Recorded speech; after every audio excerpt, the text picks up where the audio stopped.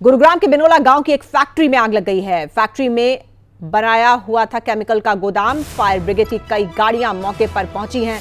कड़ी मशक्कत के बाद खबर यह है कि इस आग पर काबू पा लिया गया है।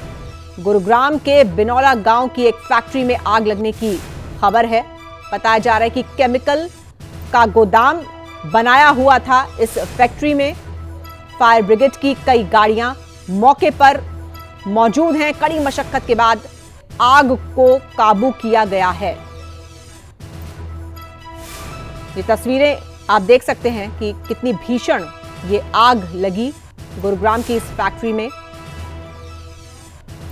केमिकल का गोदाम बनाया हुआ था और फायर ब्रिगेड की कई गाड़ियां मौके पर पहुंची और काफी मशक्कत के बाद इस आग को काबू किया जा सका है। तो बड़ा सा धुएं का गुबार जो उठता हुआ दिख रहा है आपको तस्वीरों में और भीषण आग की लपटें। ये गुरुग्राम में एक फैक्ट्री है जिसको केमिकल का गोदाम बनाया हुआ था और इसमें लग गई जबरदस्त आग, जिसके बाद फायर ब्रिगेड को इसकी सूचना दी गई। फायर ब्रिगेड मौके पर पहुंची और आग को काबू में किया गया है। तो गुरुग्राम की एक फैक्ट्री में जबरदस्त आग लगने की ये घटना हुई है। इसी पर और ज्यादा जानकारी के लिए आइए रुक करते हैं अपने संवाददाता नीरज अंबावता का। नीरज, कितने बजे आग लगने की ये घटना हुई है, कैसे लगी ये आग और अभी क्या स्थिति है?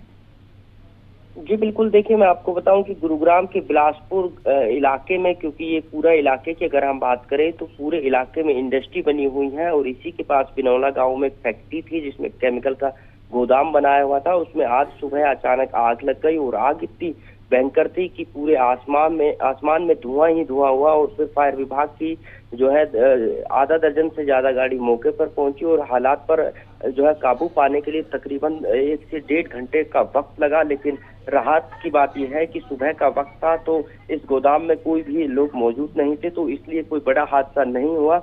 लेकिन कहीं ना कहीं फायर विभाग को जो है आग पर काबू पाने के लिए घंटों की मशक्कत करनी पड़ी, क्योंकि ये केमिकल का गोदाम था और जब किसी भी केमिकल में आग लगती है तो उसके लिए जो है फायर विभाग को पानी के साथ साथ केमिकल की अलग से जो बौछार होती है वो करनी पड़ती है और वही जो है फायर विभाग की टीम ने किया और उसके बाद आग पर काबू पाया गया। जी बिल्कुल, आग लगने के कारण क्या बताए जा रहे हैं?